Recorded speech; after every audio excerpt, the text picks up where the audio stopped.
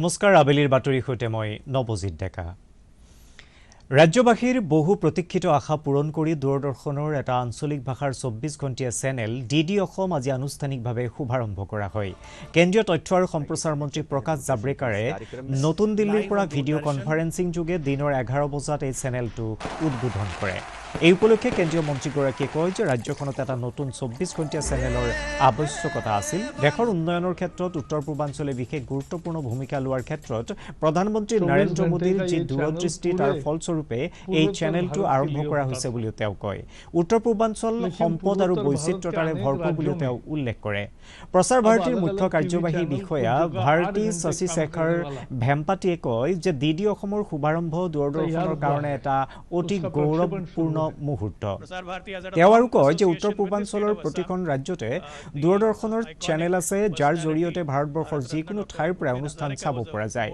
অনুষ্ঠানৰ আৰম্ভণিতে দূৰদৰ্শনৰ সঞ্চালক প্ৰধান মায়াংক আগৰৱালাই আদৰণি ভাষণ দিয়ে দূৰদৰ্শনে তথ্যৰ ওপৰত ভিত্তি কৰিহে বাতৰি পৰিৱেশন কৰে আৰু সম্পূৰ্ণ তথ্যপূৰ্ণ আলোচনা অনুষ্ঠিত কৰে বুলি তেওঁ লগতে কয় আজি আনুষ্ঠানিকভাৱে দূৰদৰ্শনৰ এটা আঞ্চলিক ভাষাৰ 24 ঘণ্টীয়া চেনেল ডিডি অসম শুভাৰম্ভ কৰা অনুষ্ঠানত অংশগ্ৰহণ কৰি তথ্য আৰু সম্প্ৰচাৰ মন্ত্ৰালয়ৰ সচিব অমিত খাৰে কয় যে দক্ষিণ পূব এছিয়াৰ পৰিপ্ৰেক্ষিতত অসম আৰু উত্তৰ পূৰ্বাঞ্চলৰ বিশেষ গুৰুত্ব আছে আৰু ডিডি অসমে এই ক্ষেত্ৰত অতি গুৰুত্বপূৰ্ণ ভূমিকা ল'ব বুলি আশা প্ৰকাশ কৰে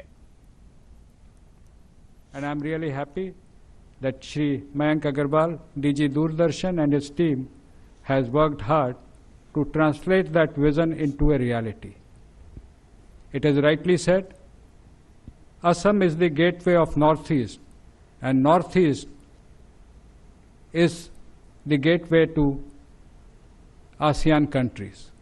In fact, the most important Asian highway passes all through Assam and the northeastern states. And indeed, it can be a great link between India and ASEAN. And that is why Honorable Prime Minister Shri Narendra Modi ji has been emphasizing on the Act Asia policy. And indeed, it is a matter of pride and privilege that I am here with you at the launch of DD Assam. Assam, as we all know, is well known for its natural beauty, the plains of the river Brahmaputra, the forests of Kaziranga. But it is also very well known for its contribution to the fields of literature, music, film, various creative arts. In fact, we just saw our old friends Janu Barua, Manju Bora and Zubin Garg talk to you about the launch of the new channel. দূৰদৰ্শনৰ এটা আঞ্চলিক ভাষাৰ 24 ঘণ্টীয়া channel DD Assam আজি আনুষ্ঠানিকভাৱে শুভাৰম্ভ কৰা অনুষ্ঠানত অংশগ্ৰহণ কৰি ৰাজ্যপাল অধ্যাপক জগদীশ মুখীয়ে আনন্দ প্ৰকাশ কৰি কয় যে দূৰদৰ্শনৰ এই 24 ঘণ্টীয়া চেনেলটোৱে উত্তৰ পূৰ্বাঞ্চলৰ জনসাধাৰণৰ আশা আকাংক্ষা পূৰণ কৰিব Serving well to enrich the socio-cultural facets of Assam. In fact, because of its relentless roles, the rich, unique and colorful culture of Assam received patronage from all over the country and elsewhere. Doordarshan Kendra Guwahati also deserves appreciation for being the eyes and voice in projecting the problems and prospects of Assam and other parts of Northeast across the country. Hope with this new channel getting on air, all the development issues of Assam will get adequate coverage. I further hope that the new channel will be potential tool in fulfilling the aims and aspirations of the people of Assam. Keep working, keep serving your viewers to add new dimensions to your motto, Satyam Shivam Sundaram. অনুষ্ঠানত অংশগ্ৰহণ কৰি মুখ্যমন্ত্ৰী সৰ্বানন্দ সোণোৱালে কয় যে এই 24 ঘণ্টীয়া চেনেলটোৰ জৰিয়তে চৰকাৰৰ বিভিন্ন উন্নয়নমূলক কামৰ বিষয়ে ৰাজ্যখনৰ তৃণমূল পৰ্যায়ৰ ৰাইজে জানিব পৰাত সহায়ক হ'ব have decided to launch 24/7 DD Assam channel in a virtual manner. I believe this is the reflection of Honorable Prime Minister's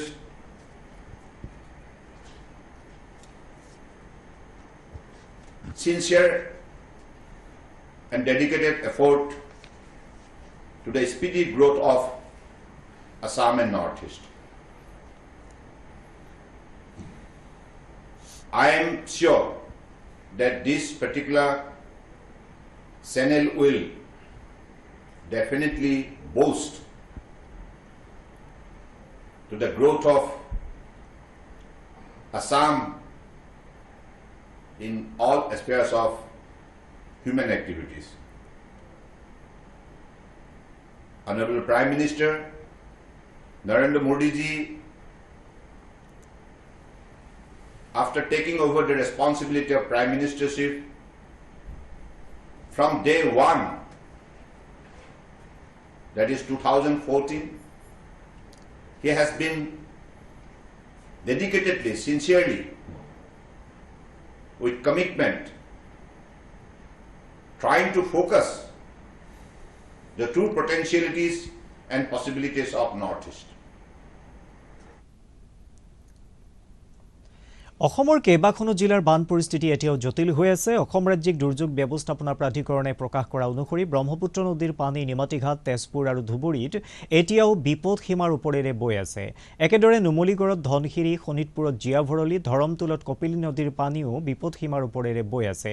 ৰাজ্যখনত বৰ্তমানেও 16খন জিলাৰ 32টা ৰাজহ চক্ৰৰ অধীনৰ 461খন গাঁৱৰ 3,62,710 গৰাকী লোক ক্ষতিগ্ৰস্ত হৈছে। বানপীড়িত লোকসকলৰ বাবে 38টা আশ্ৰয় শিবিৰ স্থাপন কৰা হৈছে আৰু এই শিবিৰসমূহত 7,181 গৰাকী লোকে আশ্ৰয় গ্ৰহণ কৰি আছে। অসমৰ বৰ্তমানৰ বানত 28,922 হেক্টৰ কৃষিভূমি বিনষ্ট হৈছে। আনহাতে বানত এতিয়ালৈকে 110 গৰাকী লোকৰ মৃত্যু হৈছে। এইবাৰৰ বানত কাজিৰঙা ৰাষ্ট্ৰীয় উদ্যান, মানাহ ৰাষ্ট্ৰীয় উদ্যান, পবিতৰা বন্যপ্ৰাণী অভয়াৰণ্য বেয়াকৈ ক্ষতিগ্ৰস্ত হৈছে। ৰাজ্যখনত কালিৰ দিনটোত 1000তকৈ অধিক কৰোনাত আক্ৰান্ত ৰোগীয়ে আৰোগ্য লাভ কৰিছে। কালিৰ দিনটোত 1044 গৰাকী লোকক চিকিৎসালয়ৰ পৰা যাবলৈ দিয়া হয়। ইয়াকে লৈ বৰ্তমান চিকিৎসালয়ৰ পৰা যাবলৈ দিয়া ৰোগীৰ সংখ্যা 33,428 হৈছেগৈ। আনহাতে ৰাজ্যখনত কোভিড-19ত আক্ৰান্ত লোকৰ সংখ্যা 45,275 গৰাকী হৈছেগৈ। ইফালে ৰাজ্যখনত সংক্ৰমণৰ হাৰ 5.65% হ্ৰাস হৈছে। বৰ্তমান সক্ৰিয় আক্ৰান্তৰ সংখ্যা হ'ল 11,735। এতিয়ালৈকে কোভিড-19ত আক্ৰান্ত হৈ মৃত্যু হোৱা ৰোগীৰ সংখ্যা 109 হৈছেগৈ। দেশত এতিয়ালৈকে 12,30,509 গৰাকী লোক কোভিড-19ৰ সংক্ৰমণৰ পৰা আৰোগ্য লাভ কৰিছে। যোৱা 24 ঘণ্টাত সমগ্ৰ দেশতে এই ৰোগৰ পৰা আৰোগ্য লাভ কৰা ৰোগীৰ সংখ্যা 44,306 হৈছে বুলি কেন্দ্ৰীয় স্বাস্থ্য আৰু পৰিয়াল কল্যাণ মন্ত্ৰালয়ৰ তথ্যত প্ৰকাশ। মন্ত্ৰালয়ৰ সূত্ৰত আৰু প্ৰকাশ যে দেশত এদিনতে 52,050 গৰাকী লোক নতুনকৈ কোভিড-19ত আক্ৰান্ত হৈছে আৰু ইয়াৰ ফলত মুঠ আক্ৰান্তৰ সংখ্যা হ'ল 18,55,745 গৰাকী। এই পৰ্যন্ত দেশত মৃত্যু হোৱা ৰোগীৰ সংখ্যা 38,938। সমগ্ৰ বিশ্বতে কোভিড-19ৰ সংক্ৰমণ এতিয়াও অব্যাহত আছে। এতিয়ালৈকে কোভিড-19ত মুঠ আক্ৰান্তৰ সংখ্যা হ'ল 1,84,67,839 গৰাকী। ইফালে এতিয়ালৈকে এই ৰোগত আক্ৰান্ত হৈ 1,16,95,336 গৰাকী লোকে আৰোগ্য লাভ কৰিবলৈ সক্ষম হৈছে। আনহাতে 6,97,876 গৰাকী কোভিড আক্ৰান্তৰ মৃত্যু হৈছে। আমেৰিকা যুক্তৰাষ্ট্ৰত এতিয়ালৈকে 48,62,000ৰো অধিক লোকে এই ৰোগত আক্ৰান্ত হৈছে আৰু 1,58,931 গৰাকী লোকৰ মৃত্যু ঘটিছে। আনহাতে ব্ৰাজিলত 27,51,000ৰো অধিক লোক আক্ৰান্ত হোৱাৰ বিপৰীতে 94,702 গৰাকী লোকৰ মৃত্যু হৈছে। ভাৰতীয় তথ্য সেৱাৰ জ্যেষ্ঠ বিষয়া জয়দীপ ভাটনাগৰে আকাশবাণীৰ সংবাদ সেৱা বিভাগৰ সঞ্চালক প্ৰধান হিচাপে দায়িত্বভাৰ গ্ৰহণ কৰিছে। 1986 চনৰ বেটছৰ বিষয়া ভাটনাগৰে ইয়াৰ আগতে প্ৰচাৰ ভাৰতীৰ বিভিন্ন বিভাগত কাৰ্যনিৰ্বাহ কৰাৰ উপৰিও পশ্চিম এছিয়াৰ সংবাদদাতা হিচাপে আৰু প্ৰেছ ইনফৰমেশ্যন ব্যুৰোতো কাৰ্য সম্পাদন কৰিছিল। টকিঅ' অলিম্পিকত অংশগ্ৰহণ কৰিবলগীয়া ভাৰতীয় পুৰুষ আৰু মহিলাৰ হকী দলে আজি বেংগালুৰুত অনুষ্ঠিত হোৱা ৰাষ্ট্ৰীয় শিবিৰত যোগদান কৰিছে। এই বিষয়ে ভাৰতীয় খেল প্ৰাধিকৰণে ৰাজ্য চৰকাৰৰ পৰা আনুষ্ঠানিক অনুমতি লাভ কৰাৰ পাছত বেংগালুৰুত এই শিবিৰ পাতিবলৈ সিদ্ধান্ত গ্ৰহণ কৰে। বৰপেটা জিলাৰ বজালী মহকুমাৰ কলবাৰীত কালি এটা দুষ্প্ৰাপ্য প্ৰজাতিৰ কাছ উদ্ধাৰ কৰা হয়। কলবাৰী গাঁৱৰ গৌতম দাস নামৰ লোকজনৰ নিজৰ হাঁহ কুকুৰা পামৰ সমীপত কাছটো প্ৰত্যক্ষ কৰি বাক্সাৰ অগ্ৰণী প্ৰকৃতিপ্ৰেমী সংগঠন মানাহ মাউডি গেন্দ্ৰী ইকো টুৰিজিম ছ'চাইটিক জনোৱাত সংগঠনটোৰ উদ্ধাৰকাৰী দলে কাছটো মানাহৰ অন্তৰ্ভাগৰ জলাশয়ত এৰি দিয়ে। বিশিষ্ট সংগীতজ্ঞ ৰাজ্য চৰকাৰৰ শিল্পী বঁটা প্ৰাপক যজ্ঞ বেজবৰুৱাৰ পৰলোক প্ৰাপ্তিত মুখ্যমন্ত্ৰী সৰ্বানন্দ সোণোৱালে গভীৰ শোক প্ৰকাশ কৰিছে। এটা শোকবাৰ্তাত মুখ্যমন্ত্ৰী সোণোৱালে কয় যে জীৱনকালত একান্ত নিষ্ঠা আৰু ঐকান্তিকতাৰে প্ৰয়াত বেজবৰুৱাই আমাৰ সাংস্কৃতিক জগতলৈ যি অনবদ্য অৰিহণা আগবঢ়াই গ'ল সেয়া ৰাজ্যখনৰ জনসাধাৰণে শ্ৰদ্ধাৰে স্মৰণ কৰিব। এইগৰাকী বিশিষ্ট সংগীতজ্ঞৰ বিয়োগ আমাৰ সমাজ তথা সাংস্কৃতিক জীৱনৰ বাবে অপূৰণীয় ক্ষতি বুলিও মুখ্যমন্ত্ৰীয়ে কয়। মুখ্যমন্ত্ৰীগৰাকীয়ে প্ৰয়াত যজ্ঞ বেজবৰুৱাৰ শোকসন্তপ্ত পৰিয়ালবৰ্গলৈও গভীৰ সমবেদনা জ্ঞাপন কৰে। আবেলিৰ বাতৰি ইমানেই। পৰৱৰ্তী বাতৰি সন্ধিয়া 6:30 প্ৰচাৰ কৰা হ'ব।